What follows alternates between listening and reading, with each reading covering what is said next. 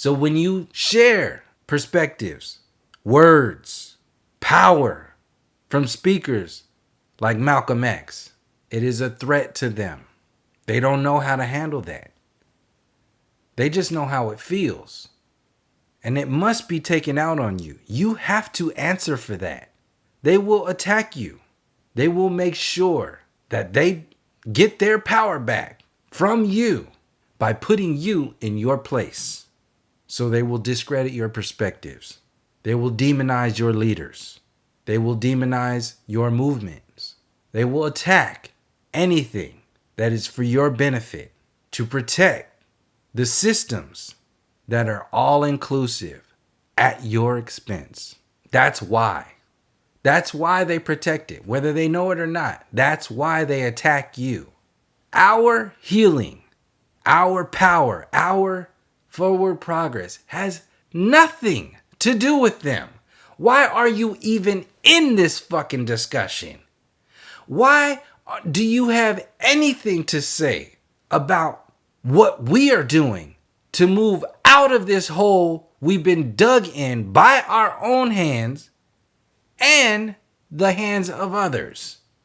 See, so-called white people in this new world, after their manifest destiny, they dug themselves into that hole. They wrote a bad check to the original people in many different ways. In every broken treaty, they wrote a bad check, and now they're being held accountable for it. They put all that shit on credit.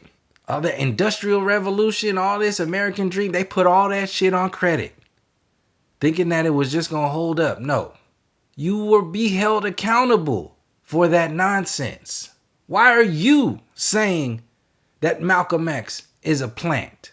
All the plants out there in the world, the Joe Rogans, the Russell Brands, the Tucker Carlsons, the Bill O'Reillys, the Kennedys, the Bernie Sanders, the Trumps, the Bidens, the Bushes, the Clintons, the whole fucking shebang-a-bang.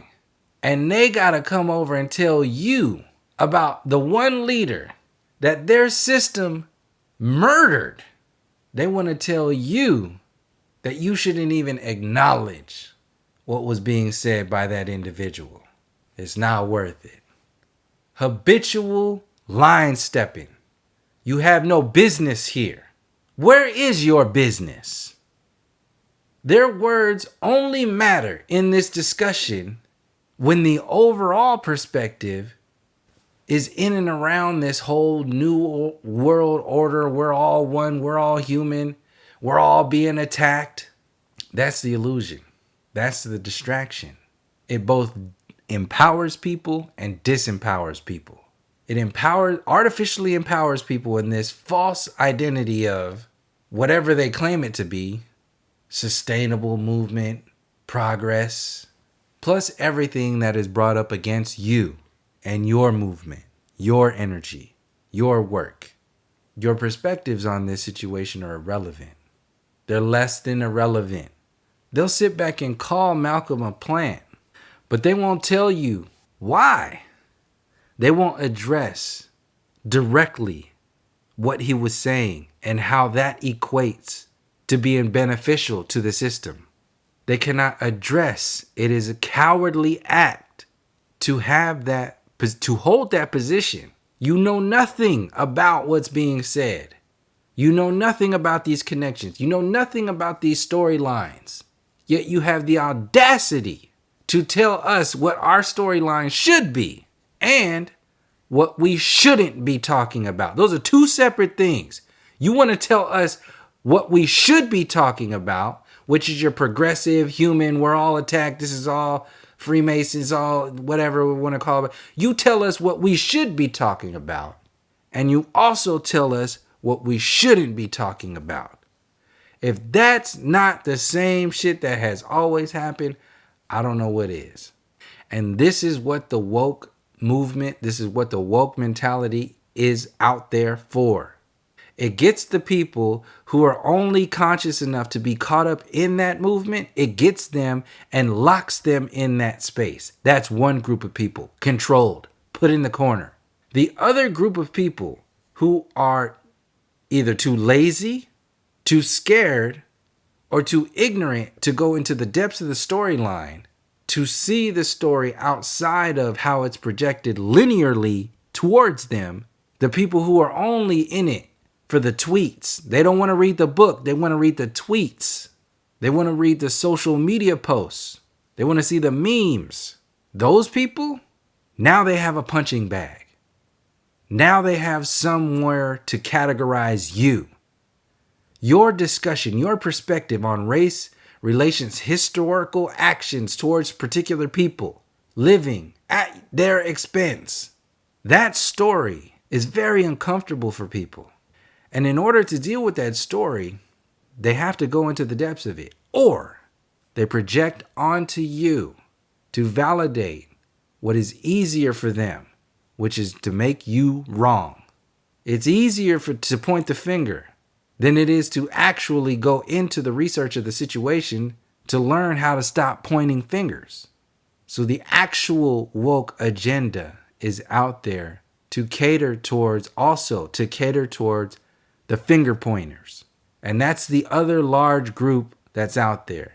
The ones who get caught up in that whirlwind of nonsense, weaponizing themselves, empowering themselves. I'm woke. I know about this. I'm for this. I'm for that. I'm against that. I'm against this. Yeah, I'm woke. The younger generation, the misinformed, the uninformed, they get caught up in it. They love it. Why? Because woke is better than asleep. And people who are in the other group, they're still asleep. So people who are not asleep anymore, they're becoming woke. After you leave woke, you have the opportunity.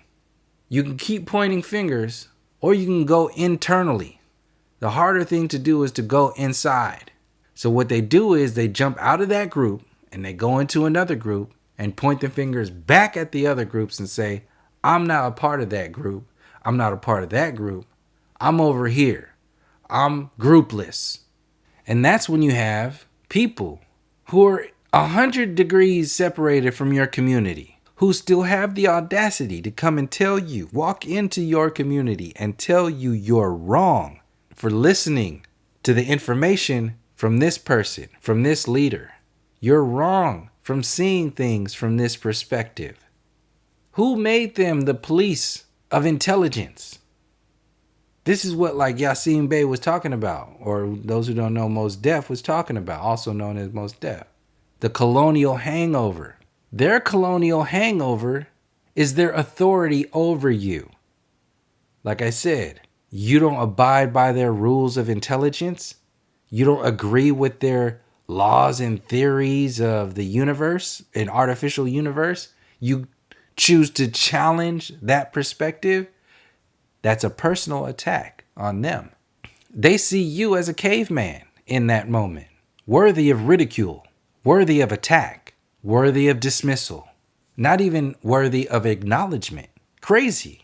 This is where the conspiracy label comes in at the same time. This is why the CIA created that perspective. The same way the CIA created the term conspiracy theory, they created the term woke movement. It's to control people who are in that system and people who look from the outside in, look at how they look at that system. It's to pacify people who have no foundation. They have no legs to stand on, especially if you stand in your power. If you're starting to wake up, organically wake up and stand in your own power, that is a very big threat to people who get their power from holding you down, from you being in a particular space in relation to people in this world. You need to stay in your place. You don't think like that. You don't challenge me. You don't challenge the intelligence of this world. Who the fuck do you think you are? You shut your mouth.